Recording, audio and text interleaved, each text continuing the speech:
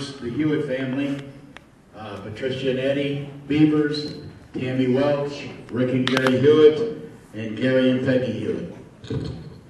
Next, I'd like to welcome our speaker, Staff Sergeant, Vietnam veteran, Mr. Tim Peterson and his wife, Carol.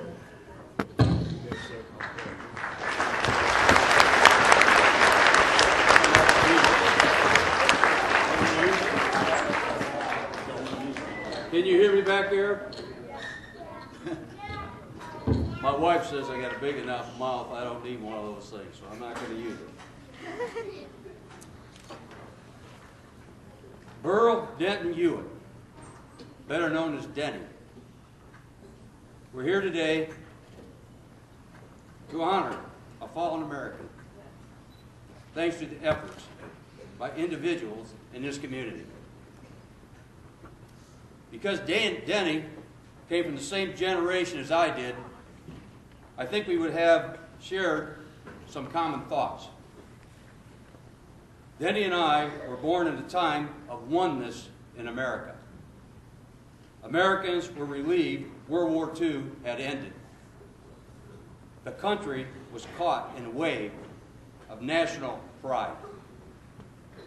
Denny was raised in an era based on structure, hard work, opportunity, honesty, integrity, and discipline. We were about the same age. Denny was indoctrinated in the entertainment world, emulating the great American heroes of World War II. The Americans and their sacrifices were wholesome and honorable. Remember his love for America, Denny was called to perform his military duties, which he did. Then something happened during the Vietnam era that was unprecedented in American history. The members of the military service were personally attacked for their role in the war, mostly by their own peers. These citizen soldiers who answered the call of duty to military service were totally confused by the peace movement being orchestrated by their peers. One of the hardest things that ever happened to me when I returned home from combat, society at that time would not let me be proud to wear the uniform of my country. They were war-weary. I buried my uniform in the back of the closet. I realized the honor and respect received by veterans before me, I could not have. To this day, you will hear aging Vietnam vets greet each other with the words, "Welcome home." We knew personally of the sacrifices that were made in Vietnam. With that said, I'd like to give a heartfelt welcome home to Burl Hewitt. Fortunately, the mistakes of the past have been righted. Proof of that is this ceremony being held here today. We can never know the sorrow and anguish that Denny's loved ones have had to carry. I'm sure each and every one embraces it in their own private way. Young people, as you walk by the photo of Burl Hewitt, let it be a constant reminder to you, someone has paid the ultimate price for your freedom. These heroes who have paid the ultimate price, their families need to know it was not in vain. If somehow these sacrifices make America a better place, I'm sure their loss would be somewhat more acceptable. There's a verse in the Bible that says, "And if a kingdom be divided against itself, that kingdom cannot stand." The people made America great, not the government.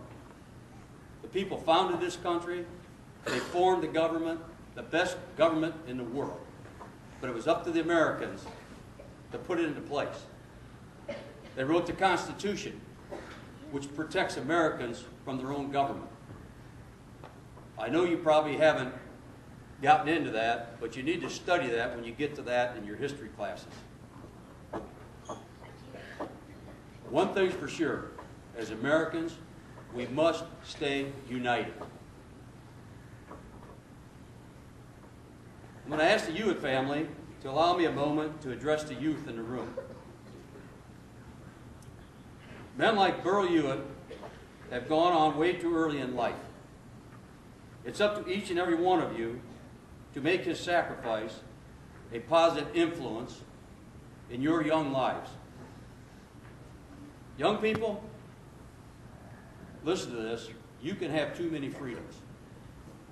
You know, you have the freedom to burn the American flag, but it stops in my front yard. And number two, just because you have the freedoms to do things, it doesn't mean it's right. You have to use your own intuition when you make decisions. We can lose our freedoms. Here's just a few ways. Apathy, not caring. Just flat not caring about anything. Lack of leadership. Massive drug addiction. Disrespect of yourself, of authority, and of others. Total dependability on the government. You need to do what our founding fathers did. Pull yourself up by your bootstraps and be the best person you can be. The government is not God. They're there for a reason, and fortunately we have them. And I believe in it. But it's up to you as Americans to be successful in your life. Massive debt. One of the problems I have is the very, very issue that holds this country together with its free choices is the strength of our military. So when we start borrowing money and can't afford to pay things, the first thing you want to cut is the military, and nobody is paying attention to history, especially these days. When I said we were united and we need to sacrifice, it's not all about you and your needs. It's about what's best for the country, period. You are not accountable for your, you are accountable for your actions. There is always consequences for the actions you take. They can either be good or they can be bad. If you don't think there's consequences, ask a drug addict. I'm going to stop you right now. If anybody in this room is even thinking about doing drugs or knows somebody that's doing drugs, you stop it right now. It'll ruin your life. I can give you proof upon proof upon proof of people that are addicts that started out young and weren't afraid of anything that will tell you today, please, don't even think about it. It'll leave a mess behind your life and tear up your loved ones and your community like you can't believe. This is what I'm saying.